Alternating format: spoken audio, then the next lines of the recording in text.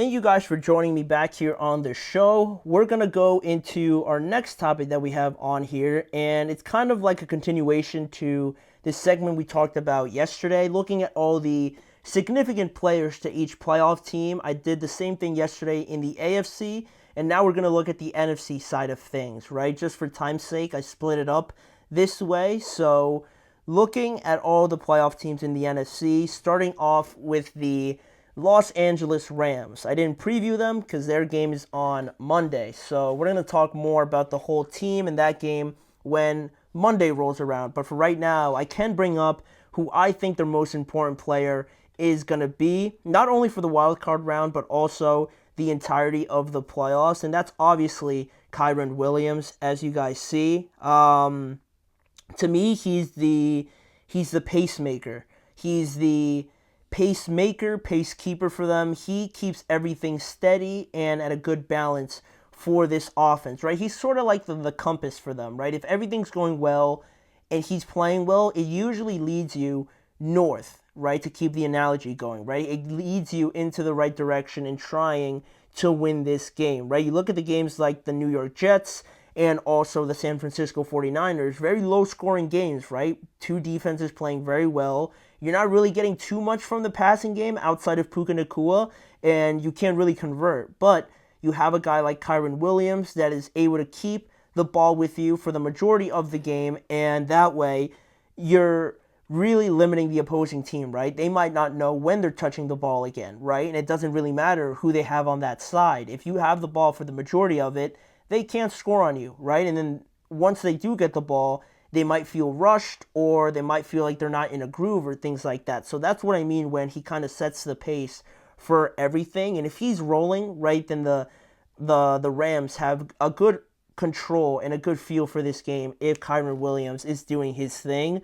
So also I think you could go to him a little bit more frequently and at a more of a successful rate than Puka or Cooper, because I just think that's naturally what happens with running backs and wide receivers, right? I think it's more intricate and a little bit more complicated to get the ball to the wide receivers more often than not when opposing defenses know that they're trying to get you the ball. As a running back, if their offensive line's playing great and everything's working smoothly, you can only do so much, right? They're going to push you back and they're going to run the ball if they're playing at that level. So I think Kyren Williams is going to be huge for the Rams in that respect going forward. Then the other guy in that same matchup that I think is going to be important for the Minnesota Vikings is Jordan Addison. And it might be a little surprising because if I was going to pick a wide receiver, right, you probably would have thought I was going to pick Justin Jefferson. But I think the way I thought of it in my head, it has to do obviously with Jordan Addison, but also how it relates to Sam Darnold. And I didn't want to pick quarterbacks, but this has to do as much as with Jordan Addison as much as it does with Sam Darnold. And what I mean by that is when Sam Darnold, you see him play at his best, when he's getting everybody involved, when Justin Jefferson's getting his touches, when Jordan Addison has like 5 receptions for like 70 yards or something like that. TJ Hawkinson has another 4 receptions. They're running the ball at an efficient rate. That's when you can tell Sam's feeling good. He's feeling comfortable. He's making all the throws that he needs to, obviously, right? Everybody's connected. He's connecting with everybody in their offense, right? Everybody is contributing, basically. But Justin Jefferson always gets the attention, right? So when they might be having a good game or when they might not be having a good game, you might not be able to tell just by looking at Justin, because that's going to be one of the main things that opposing teams are going to try and take away. So if like say the Rams focus on Justin all game long, he might have like 3 receptions for like 30 yards, but they might be winning the game because the Rams are focusing on him so much that everybody else is eating. But why I picked Jordan Addison as the guy to kind of look towards to see how well the Vikings are performing is when he's having a bad game and he's, getting shut down and they're really not getting anything from him, it's usually when the entire offense isn't really flowing as it should, because Justin Jefferson, like I said, is going to get the attention regardless, so his stats might be deceiving. When Jordan Addison, who usually gets good one-on-one matchups or maybe doesn't get as much attention as Justin Jefferson, that's when you can tell, all right, if Justin Jefferson's not getting the ball, hopefully these other guys are working. But if they're all getting shut down, then this offense is kind of stumbling over each other. They're not really getting first downs, and they're punting a lot. So we saw that against the Lions. They did a good job of taking everybody out of the game, getting in Sam's face. And, if you can't have Jordan Addison contributing in this game, then it really limits it for Sam, and he looks flustered, he looks rushed, and he might be holding on to the ball too long. That's why I picked Jordan Addison, right? You can tell more when this offense is humming, when he's involved, when he's getting the attention, and then the opposing defense doesn't really know what to do right at that point. But if he's not having a good game, then it usually is a good indicator that everybody else is struggling. So that's going to be a big point of it, if how quickly and often Jordan Addison can contribute, and also Sam Darnold get them the ball as well. And then moving through these other games, we alluded to it a little bit in the Bucks and the Commanders preview. Bucky Irving, to me, is the guy to focus on. Baker Mayfield said it himself that the running game and the addition, therefore, of Bucky Irving has been a huge difference for them this year, especially when you don't have Chris Godwin, and you do get contributions from Jalen McMillan and those sort of guys, right, in the passing game. But I think the running game has really added more variety, more of a freshness, because it's not only Bucky Irving, I highlighted him, but it's Sean Tucker, Rashad White, those guys as well. The variety on top of the ability that they have is a great combination to have on any team, and the numbers also say it. I mean, Tampa Bay last year was last in rushing yards, and now this year they're third in the NFL in yards per carry, where last year they were last in 3.4 yards per carry. Now they've outrushed their last 8 opponents, and they have a 6-2 record when they've outrushed their last 8 opponents. So obviously, it's a point of emphasis to get the running game going. It adds a lot more to this offense, and it makes them harder to stop. So Bucky Irving is going to be a big dictator of how well they're able to do that and how successful they could be this upcoming Sunday in the playoffs. So he's one of them. And then on the opposite side, if Bucky Irving's going to get involved, it has to be Brian Robinson as well. They got to match Tampa Bay at least, right? You can't just have Sean Tucker, Rashad White, and Bucky Irving dominating the run game and Brian Robinson getting stuffed every other play.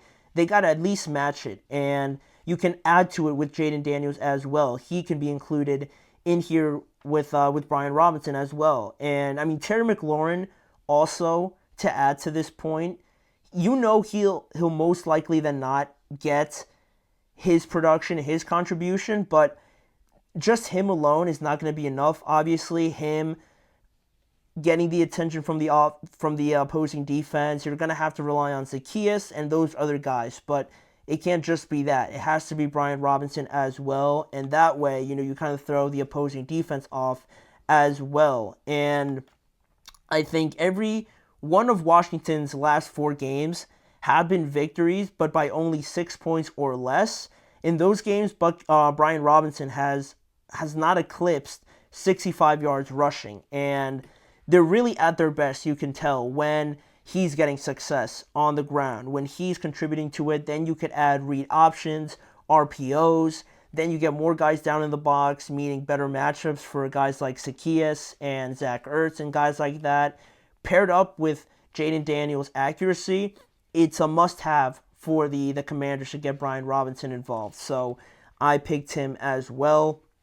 And in the last game I have on here, Saquon is obviously the guy I went with. There's not much to say other than kind of like we mentioned yesterday with Derrick Henry.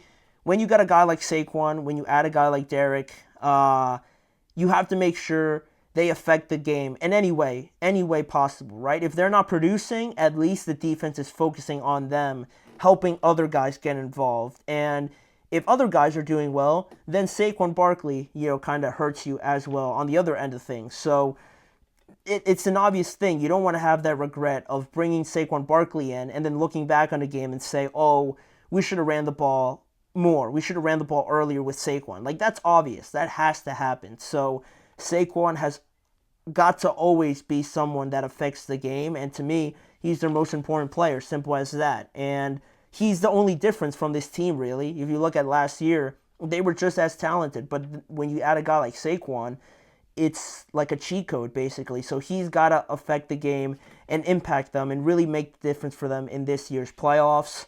And then, lastly, we got Josh Jacobs on the other side of things. I didn't want this to kind of be like a running back ranking like it looks, because I picked all running backs, but I did say that was the theme of this year's playoffs, right? Having a good running game, and all the good running backs just seem to be in the NFC, apparently. All of them seem to be, other than Minnesota. But yeah, I mean, Josh Jacobs has to do the same thing that Saquon's going to try to do, right? It's clear when he's on his game, the passing game obviously looks a lot more fluid and efficient, right? You see Jordan Love dropping back and having a clearer picture than when Josh Jacobs isn't really contributing at all. And on top of that, Jordan Love's dealing with an elbow injury. There's no Christian Watson on top of that as well. So maybe Josh Jacobs has to do even more now because they're down in the passing game. So if they're able to get the most out of him and having him try and match Saquon and hopefully exceed the production that Saquon is giving for the Philadelphia Eagles, it's going to be a lot easier for the Packers to get the job done. They're going to keep Philadelphia's offense off the field if they're able to do that with Josh Jacobs, right? And if you look at the games where he's taken over, you look at the 49ers game, the Seahawks game, the Saints game, all those games the Packers have done very well in. And it's no surprise that Josh Jacobs, even the Lions game where